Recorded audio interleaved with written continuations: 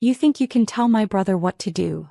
he yelled, his voice echoing off the marble walls. Then, thud, my suitcase hit the floor. My clothes scattered like my dignity. I didn't cry. I just stood there watching him pant like he'd achieved something powerful. "Hi everyone, my name is Ava Merritt, I'm 32. And that night I realized something terrifying. Sometimes the people you build your life around start demolishing it brick by brick and still expect you to say thank you. Have you ever watched someone destroy the version of you they once claimed to love? I had cooked dinner, handled the bills, even helped his brother pay off his car loan. But when I finally asked that same brother to pay a share of utilities, my husband decided I had disrespected his family. His mother clapped from the living room. "Throw her out then. Let's see how far she goes without your money."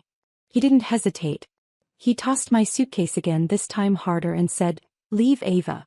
And don't you dare come crawling back when reality hits." The house smelled of burnt garlic and anger. The silence that followed was heavier than any scream. My hands trembled as I picked up my clothes. He didn't help, just watched, arms crossed, jaw clenched like I was a stranger who'd overstayed. Then something inside me went quiet. Not weak, just still. Because right there, surrounded by the people I had fed, supported, and protected, I realized I wasn't losing a home. I was escaping a cage. I zipped my suitcase, looked up, and smiled softly. "You're right," I said. "Let's see how far you go without me." The way his eyes flickered, a mix of confusion and fear, told me he didn't expect calmness. He expected begging.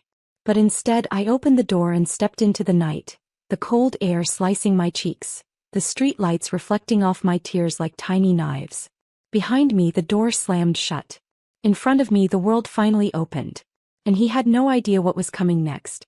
The next morning I woke up in my old car parked behind a gas station. The air was cold enough to sting and my phone buzzed with notifications. None from him. Only bills, promotions, and a message from his brother. "Didn't think you'd actually leave, drama queen." I stared at it until the screen dimmed. Then I whispered to myself, "No, I didn't leave. I was freed."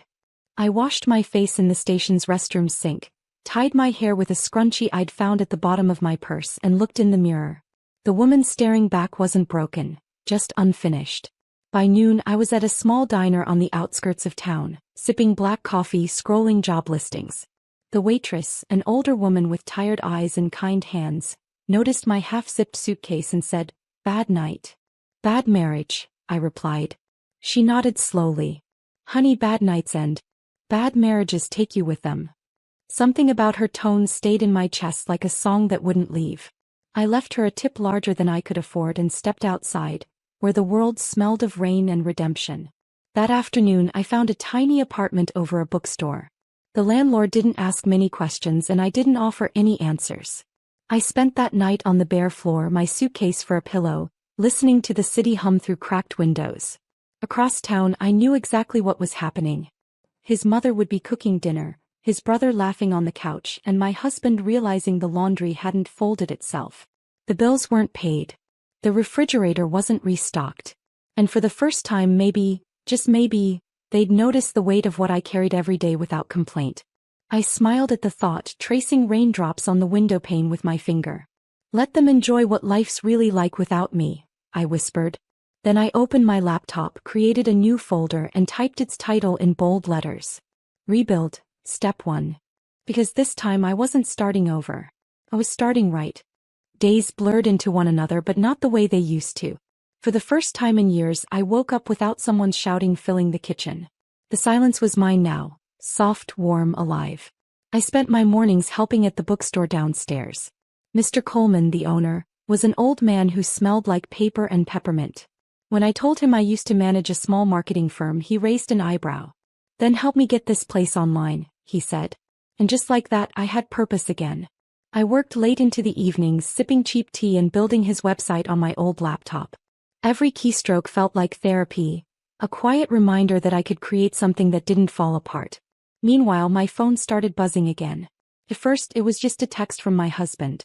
"Are you okay?" Then another. "Mom's been asking if you'll come back." And finally, "We can talk, Ava. Let's fix this." I didn't reply. Not yet. Instead I looked at my hands, the same hands he once called useless, now bringing an entire business to life. Mr. Coleman noticed me smiling one afternoon and asked, "Good news?" I nodded. "Yeah. I think I'm finally remembering who I am." He chuckled softly. "Sometimes you gotta lose everything to see what's really yours." Later that night, as I walked home through the narrow alley behind the store, I passed a flickering streetlight. Under its glow, I caught my reflection in a puddle, tired eyes, wind-tangled hair, and yet, peace. The next morning, I received a screenshot from a mutual friend. It was a Facebook post. My husband's brother had written, "Women always think they can survive without men. Let's see how long this one lasts." I stared at it for a long time. And instead of anger, I felt something colder. Something patient. Because they didn't know that while they were mocking me publicly, I was quietly building something that would one day make them wish they hadn't. That night, I sat on the floor of my small apartment with a cup of tea that had gone cold. The city outside buzzed, but my thoughts were louder. Their Facebook post replayed in my mind word by word, not as an insult but as fuel. I opened my laptop again and searched, "How to register a small business." By morning I had a name, Merit Media Solutions. Sounded simple, professional, but to me it meant rebirth. I used the same skills I'd once used to build my husband's family business. Except this time I built something for myself. I started small, freelancing from coffee shops, designing ads, managing clients online. Each invoice I sent felt like reclaiming another piece of myself. Weeks passed. Then one afternoon my phone rang, my husband's number. I stared at it, then let it ring out. He called again. And again. Finally, a message appeared. "Ava, can you come home? Mom's sick. She's asking for you." I almost laughed. The same woman who called me worthless now wanted me back in that house. But I didn't reply. That night I walked to the bookstore rooftop, where the city lights stretched endlessly beneath the stars. I whispered, "They're not my family anymore." The wind answered with silence, and for once it didn't feel empty. A week later, I got a message from one of my husband's old clients. "Hi Ava, we heard you used to handle our campaigns. The numbers have dropped since you left. Can we work with you directly?" My hands trembled, but my voice didn't when I replied, "Of course." Within a month, 3 of his biggest clients left him for me. And that's when I realized, revenge doesn't always wear fire. Sometimes it looks like success dressed in calm. I shut my laptop, closed my eyes, and smiled to myself. Because now, the same man who threw me out was about to find out what life without me really costs. It started with a single client leaving his company. Then another. And another. At first, I thought it was coincidence, until I received an email forwarded by one of them. Honestly, the client had written to my ex, "We only signed with you because Ava made it work. She was the brain behind everything." I stared at that line until my eyes blurred. The world had gone quiet except for the hum of my old refrigerator. For years I'd been told I was lucky to have him. Turns out he'd been lucky to have me. Soon my new company, Merit Media Solutions, started gaining traction. I hired 2 part-time assistants and rented a small studio near downtown. The walls were white, the light was perfect, and every corner smelled like coffee and ambition. Meanwhile, his calls became desperate. First, "Ava, we need to talk." Then, "Please, can we meet? I made mistakes." Finally, "You're ruining everything." That one made me laugh. I was ruining everything? No, I was just reclaiming what he'd taken. One evening, I received a video message from his brother, the same one who had mocked me. He filmed from their living room, the walls stripped bare, the TV gone. "Are you happy now?" he sneered. "We're drowning. All our clients left. Mom's health bills are piling up." I paused the video, studied his angry face, and whispered, "Happy? Oh, but maybe this is fair." That night I opened the same folder on my laptop. Rebuild, Step 1. I added a new subfolder titled Step 5, Redemption. Inside it, I drafted my next plan. A new campaign aimed at women rebuilding their lives after divorce. Each post, each story, each image would be proof that strength doesn't have to scream. It can whisper and still shake the earth. As I worked, my phone buzzed again. Another message from my ex. "You think this is over?" I smiled to myself, typing without even looking up. "It's not over," I whispered. "It's beginning." By the time winter came, Merit Media had its first billboard downtown. A clean white design with the words, "Built by women who refuse to crawl back." I didn't add my name. I didn't need to. You would recognize the style instantly. That same week, I received an email from a business magazine requesting an interview. They wanted to feature my story, a woman who rose after being thrown out. I almost declined. I didn't want pity. But then I thought of every woman who had been told she was nothing without her husband. So I said yes. The article went viral overnight. By morning, my inbox was flooded with messages. Women sharing their stories, thanking me, asking how I found the strength. And buried among them, a single email from him. You humiliated me publicly. Are you proud? You could have helped me rebuild instead of turning everyone against me. I stared at his words for a long time. Then I wrote back. You destroyed me privately. I rebuilt publicly. Fair trade. I hit send and felt something inside me exhale. 2 days later, his mother called from an unknown number. Her voice trembled. Ava, he's not doing well. Everything's gone. Please, talk to him. For a moment, old instincts kicked in. The part of me that wanted to fix things. But then I remembered that night. The suitcase. The laughter. The door slamming shut. No, I said softly. This time he'll have to learn to fix himself. When I hung up, I walked to the window. Snowflakes were falling, slow and silent, covering the streets like a clean page.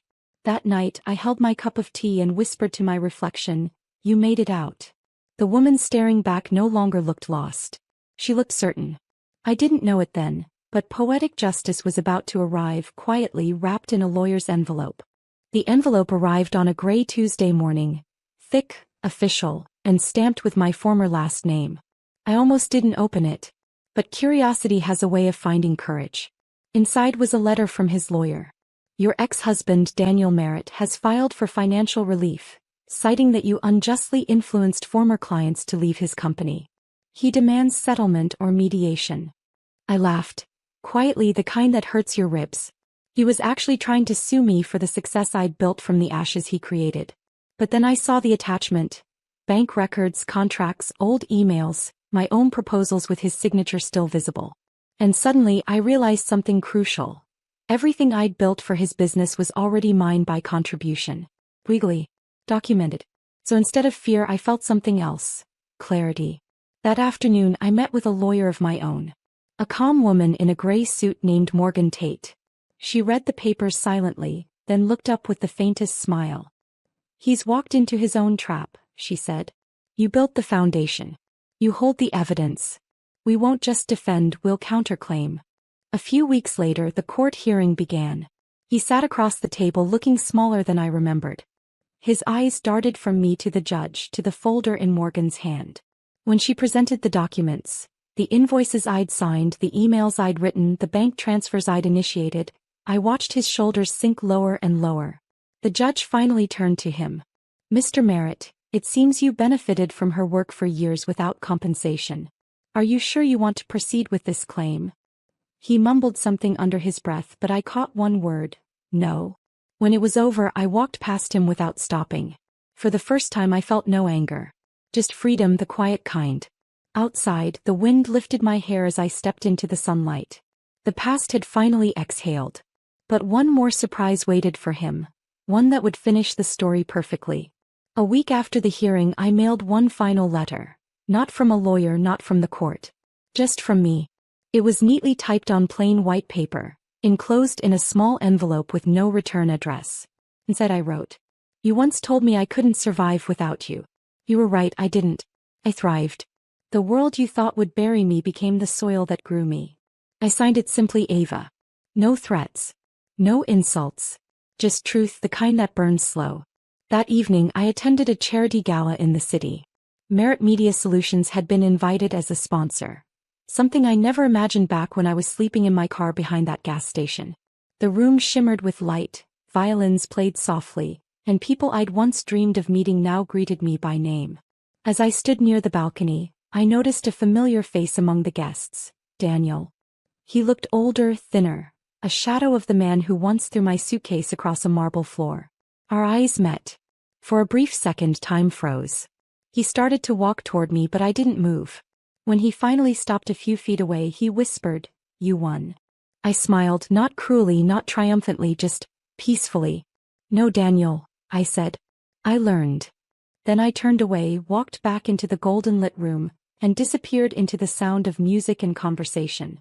Outside, snow began to fall again, just like that night months ago when I'd whispered my first promise to myself. Rebuild. Now, every snowflake looked like a page closing softly on an old story. Later that night, as I sat in my apartment, no longer bare but filled with warmth, laughter, and the faint scent of jasmine candles, I opened my laptop. I clicked into my old folder, Rebuild, Step 1, and added a final note at the bottom. Step 8, Closure. Some homes burn quietly. Some rebuild beautifully. I chose both. I saved the file, leaned back, and exhaled. No anger. No noise. Just peace. The most expensive kind of revenge there is.